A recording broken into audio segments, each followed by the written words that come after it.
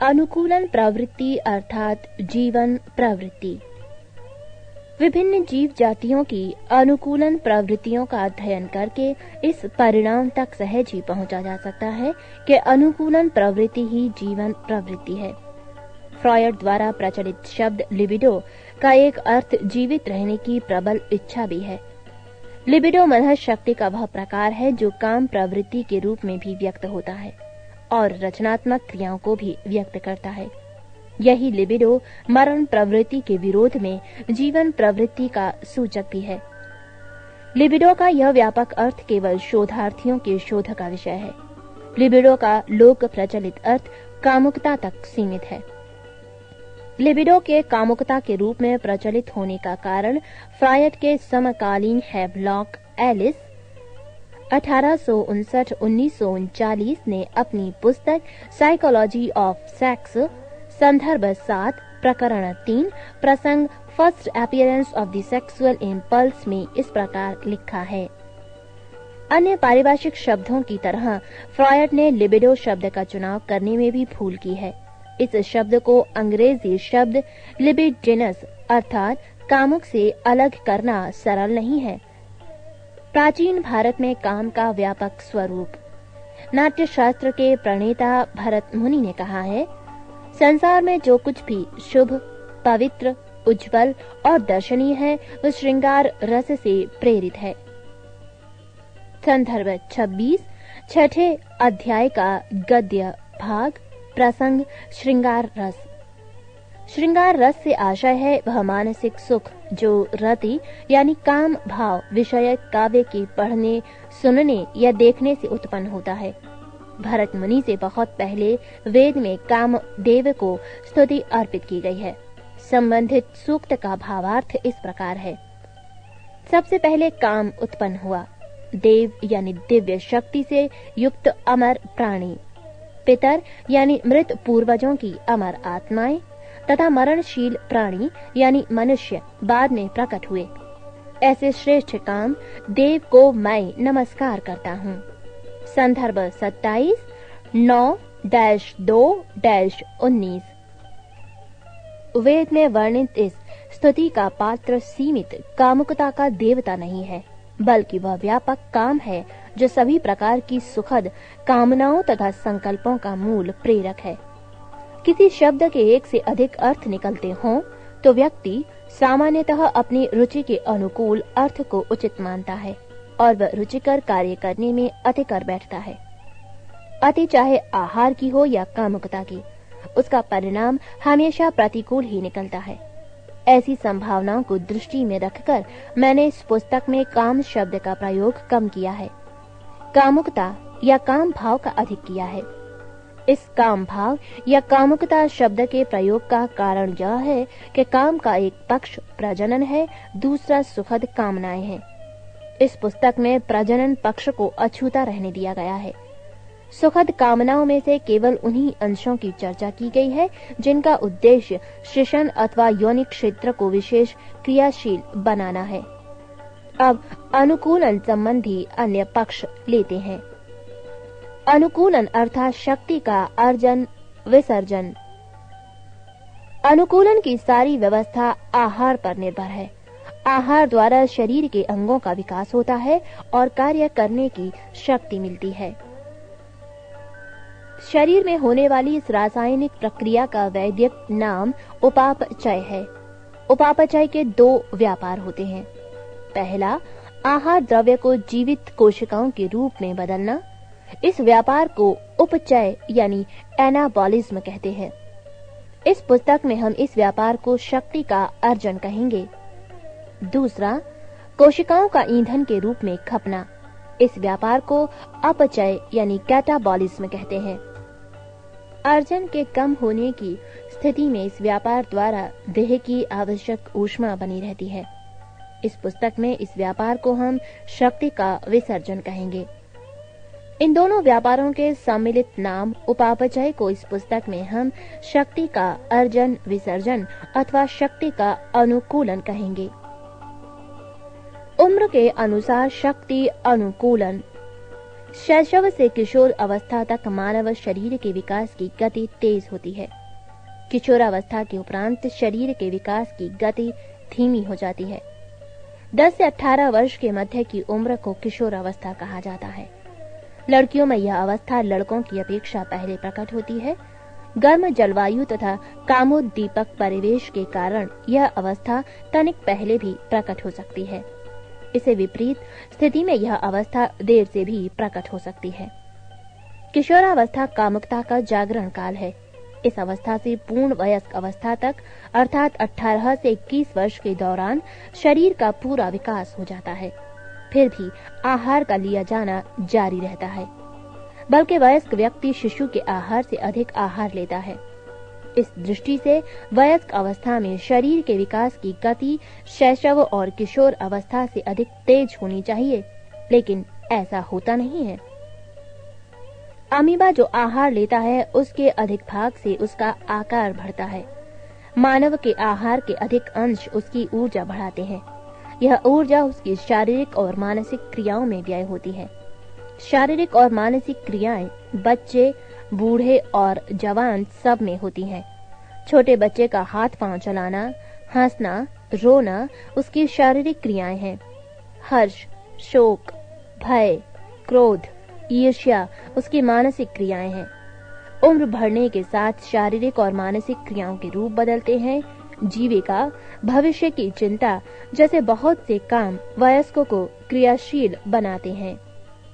वयस्क अपनी क्रियाओं को लाभप्रद या उद्देश्यपूर्ण समझता है। वह बच्चे की क्रियाओं को व्यर्थ या उद्देश्यहीन मानता है। वयस्क की क्रियाओं के लाभ बच्चे की समझ में नहीं आते। इन दोनों वर्गों के निजी दृष्टिकोणों से अलग होकर देखा जाए तो इन सभी क्रियाओं का उद्देश्य है शक्ति के अर्जन विसर्जन का चक्र बनाए रखना। मानव के सामने भविष्य की बड़ी बड़ी कल्पनाएं होती हैं। वह लोक, परलोक, देश, धर्म और वंश के लिए योजनाएं बना सकता है। लेकिन प्रश्न यह है कि मधुमक्खी किसके लिए मधु इकट्ठा कर रही है? रेशम का कीड़ा किसके लिए रेशम उगल रहा है? चिड़िया किस भविष्य की आशा से अपने बच्चे को चुगा दे रही है? उत्तर है शक्ति के अनुकूलन के लिए। शरीर के आकार तथा आयतन के निर्धारक घटक। अभी अभी कहा गया है कि शक्ति का अर्जन विसर्जन आहार पर निर्भर है। इस कथन में यह जोड़ना है कि जरूरत से ज्यादा आहार शरीर पर वसा की तहें जमाने लगता है। आवश्यकता से कम आहार वसा को पिघलाकर अधिक उपयोगी अंगों की हानि रोकता है। लेकिन ऐसा नहीं होता कि ज्यादा आहार व्यक्ति को विशालकाय बना दे और कम आहार उसे बौना बना दे। यह इसलिए कि शरीर का कद और आयतन जीव जाति के औसत कद और आयतन पर निर्भर होता है, साथ ही वंश परंपरा पर भी। जीव जाति के शरीर विकास की संभावनाएं क्रम विकास द्वारा निर्धारित होती हैं। वंश परंपरा के निर्धारक तत्व क्रोमोसोम तथा जीन्स हैं। उदाहरण के रूप में हम यह कह सकते हैं कि भैंस कितनी ही भारी क्यों न हो जाए, हाथी से हल्की रहेगी। हाथी सूखकर कितना ही कांटा क्यों न हो जाए, भैंस से भारी रहेगा। संबंधित हार्मोनों के कम या अधिक स्राव के कारण शरीर का आयतन कम या अधिक हो सकता है, लेकिन वह कमी या अधिकता मानव के औसत आयतन या आकार से तनिक कम या तनिक अधिक हो सकती है। इस सारे विवरण के बाद प्रश्न यह उपजता है कि किशोरावस्था तथा वयस्क अवस्था के दौरान प्रकृति मानव आकार की काट छांट किस प्रकार करती है? उत्तर है अतिशक्ति का विसर्जन करके। अतिशक्ति क्या है? वह शरीर में किस रूप में समाई रहती है और कैसे विसर्जित होती है?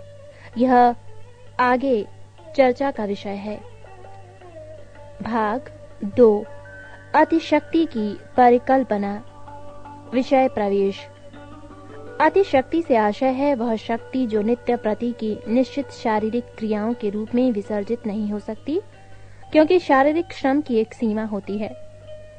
वह शक्ति वसा के रूप में शरीर में संचित नहीं रह सकती, क्योंकि प्रत्येक जीव जाति के शारीरिक विकास की भी एक सीमा होती है। शक्ति के इस प्रकार को स्वेद ग्रंथियां भी वाष्पीकरण द्वारा नहीं उड़ा सकती, क्योंकि यह शक्ति तन की ऊष्मा को एक विशेष सीमा से अधिक नहीं बढ़ाती। इन सब के बावजूद इस शक्ति का शरीर के पूर्ण विकास के बाद बनना जारी रहता है, क्योंकि आहार का लिया जाना जारी रहता है। जिस अतिशक्ति की परिकल्पना यह प्रस्तुत की जा रही है, वह उत्पन्न होने के साथ ही निकास का मार्ग खोजती है। निकास का उपयुक्त मार्ग न मिलने पर वह मन को व्याकुल करती है। अतिशक्ति को हम जीवन शक्ति की झलक भी कह सकते हैं। यूं तो वसा भी जीवन शक्ति की झलक है। वसा आयु पर्यंत संचित रह सकती है और आपातकाल में ईंधन के तौर पर काम भी आ सकती है, किंतु अति शक्ति की अति अल्प मात्रा अत्यंत अल्प समय तक संचित रह सकती है। व्यक्ति में अति शक्ति की अधिकतम कितनी मात्रा और कितनी देर तक संचित रह सकती है, इसे नापने का कोई पैमाना हमारे सामने नहीं है। अनुमान है कि व्यक्ति की मानसिक तथा शारीरिक क्षमता इस अधिकतम मात्रा और अधिकतम समय का निश्चय करती है। जिस व्यक्ति में अति शक्ति को धारण करने की जितनी क्षमता होती है, उससे अधिक मात्रा को हम अति शक्ति की विस्फोटक मात्रा कह सकते हैं। अति शक्ति का आधार जीवन शक्ति है। जीवन शक्ति आहार पर निर्भर है। किस व्यक्ति के आहार का कितना अंश अति शक्ति में रूपांतरित होता है, कितना वसा के रूप में और कितना अंगों के विकास के रूप में, इसका निश्चित उत्तर देना कठिन है। यह इसलिए कि प्रत्येक व्यक्ति का शक्ति के अर्जन विसर्जन का चक्र अलग होता है। इस अलगपन के कारण वंश, परिवेश आदि में छिपे रहते हैं। बचपन में अति शक्ति का निकास सामान्यतः अतिरिक्त शारीरिक क्रियाओं के रूप में होता है। बच्चा हर काम उछल कर करता है। वह 10 मीटर के सीधे फासले पर आड़ा तिरछा चलकर उस फासले को दुगना तिगुना बना लेता है। बच्चे की ये क्रियाएं अति शक्ति के निकास की माध्यम है। क्रोध, ईर्ष्या, भय आदि भावों द्वारा भी बच्चा अति शक्ति की कुछ मात्रा का विसर्जन करता है। किशोर अवस्था के दौरान शरीर के अंगों का विकास लगभग पूरा हो जाता है। इसके साथ साथ आहार द्वारा शक्ति का अर्जन भी जारी रहता है। उस समय अंगों के विकास में लगने वाली शक्ति बच जाती है। यह बची हुई शक्ति अति शक्ति को सघन बनाने लगती है।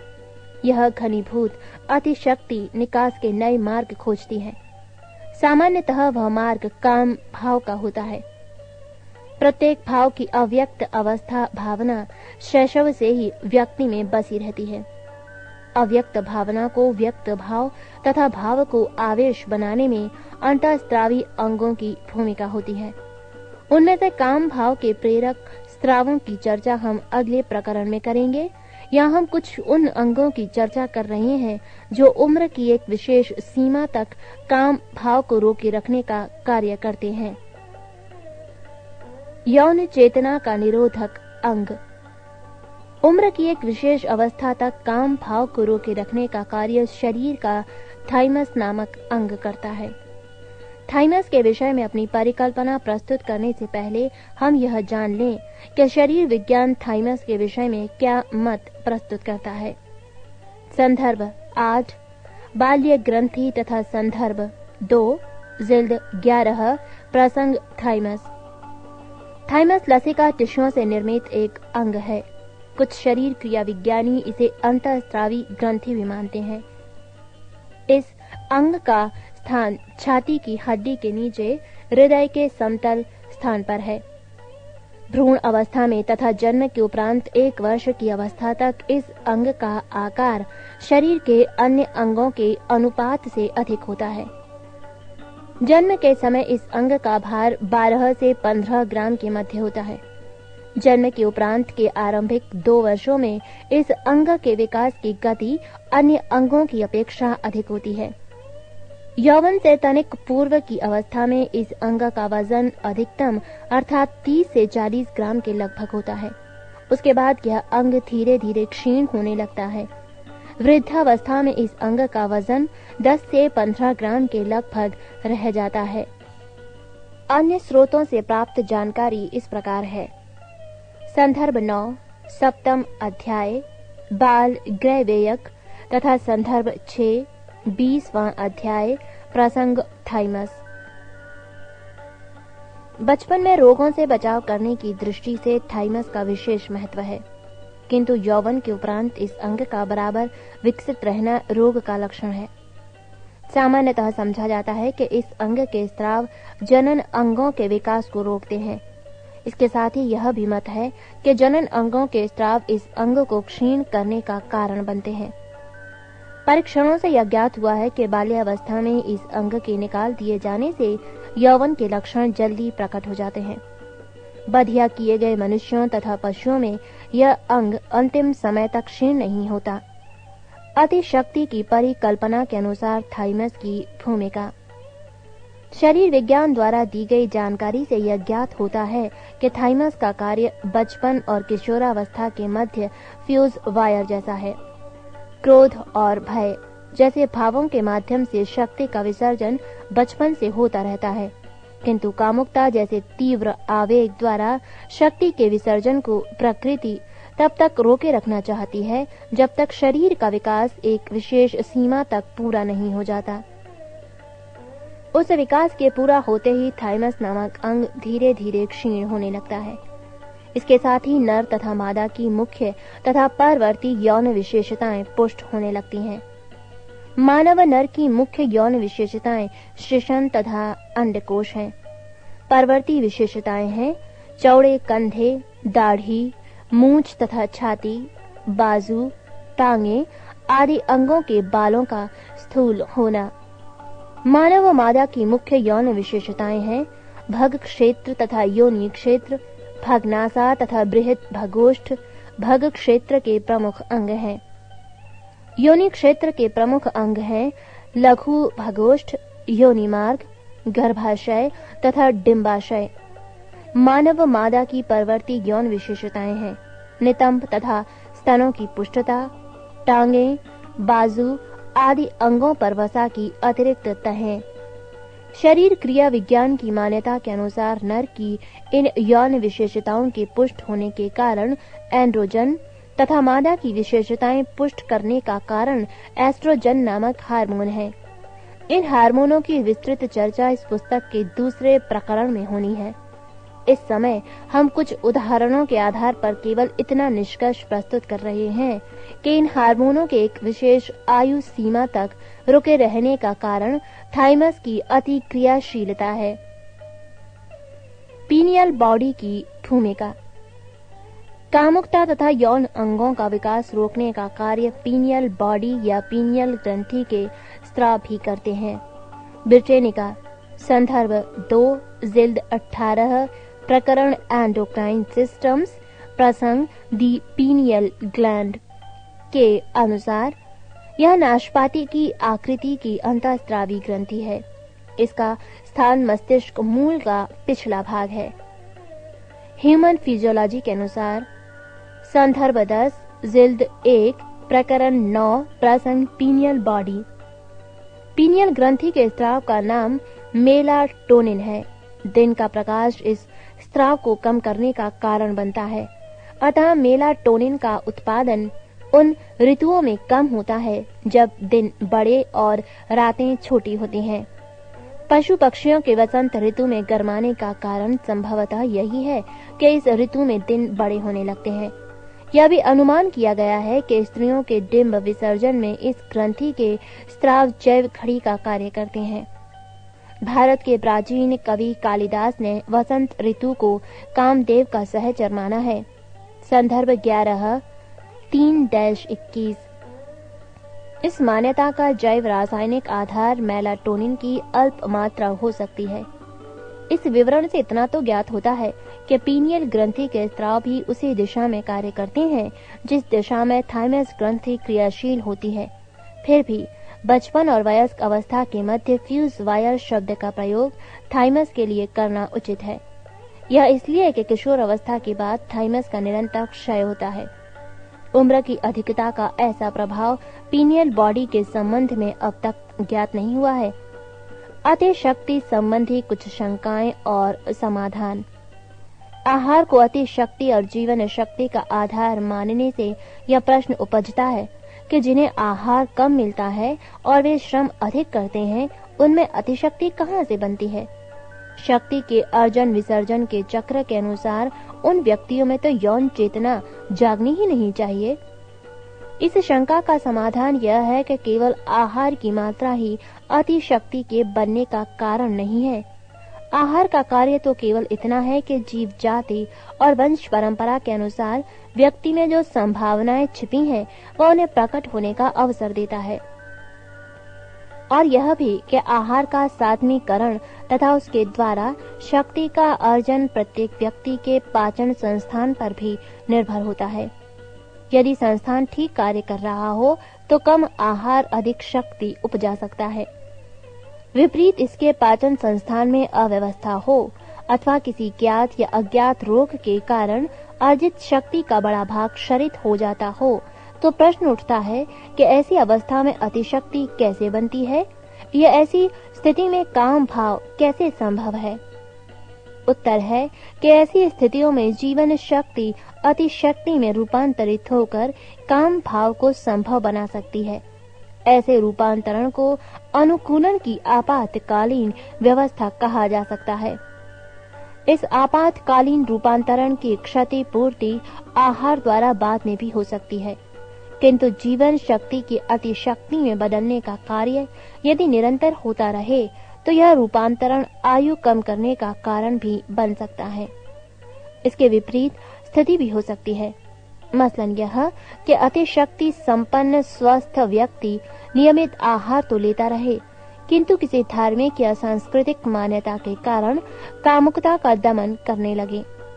ऐसी स्थिति में प्रश्न उठता है कि उस व्यक्ति की अतिशक्ति का क्या बनेगा। इस प्रश्न का उत्तर देने से पहले मैं भौतिक विज्ञान के गति संबंधी नियम का उदाहरण देना चाहता हूँ। न्यूटन, इसाक के गति संबंधी सिद्धांत के पहले नियम जड़ता के सिद्धांत लॉ ऑफ इनर्शिया का भाव इस प्रकार है। संदर्भ 2 जिल्द 8 प्रकरण न्यूटन्स लॉ ऑफ मोशन। स्थिर पिंड तब तक स्थिर रहता है जब तक उसे बल द्वारा गतिमान नहीं किया जाता। एक ही दिशा में समान गति से सतत गतिमान पिंड तब तक यथापूर्व गतिमान रहता है जब तक बल प्रयोग द्वारा उसे स्थिर नहीं किया जाता। दूसरे शब्दों में इस नियम को यूं समझा जा सकता है कि किसी पिंड या वस्तु को गतिमान करने के लिए तो शक्ति चाहिए ही, गतिमान वस्तु को रोकने के लिए भी शक्ति चाहिए। भौतिक विज्ञान के इस नियम को अतिशक्ति संबंधी मान्यता के ढांचे में यूं ढाला जा सकता है। अतिशक्ति की जो संचित मात्रा कामावेश के रूप में विसर्जित होकर तन मन में अनुकूलन लाती है, कामावेश के दमन की स्थिति में अतिशक्ति की वही मात्रा उस दमन के लिए होने वाले मानसिक संघर्ष में व्यय हो जाती है। अंतिम फल अनुकूलन ही होता है। व्यक्ति की मानसिक प्रवृत्ति के अनुसार यह भी हो सकता है कि अतिशक्ति दमन में व्यय होने की बजाय रचनात्मक या ध्वंसात्मक कार्यों में खर्च हो, किंतु परिवेश में यदि कामोद्दीपन के प्रेरक मौजूद हों तो औसत व्यक्ति में यह रूपांतरण कठिन होता है। व्यक्ति में बनने वाली अतिशक्ति की मात्रा, उसकी मानसिक प्रवृत्ति, उसका परिवेश, ये सब तत्व इस रूपांतरण में बाधक या सहायक बनते हैं।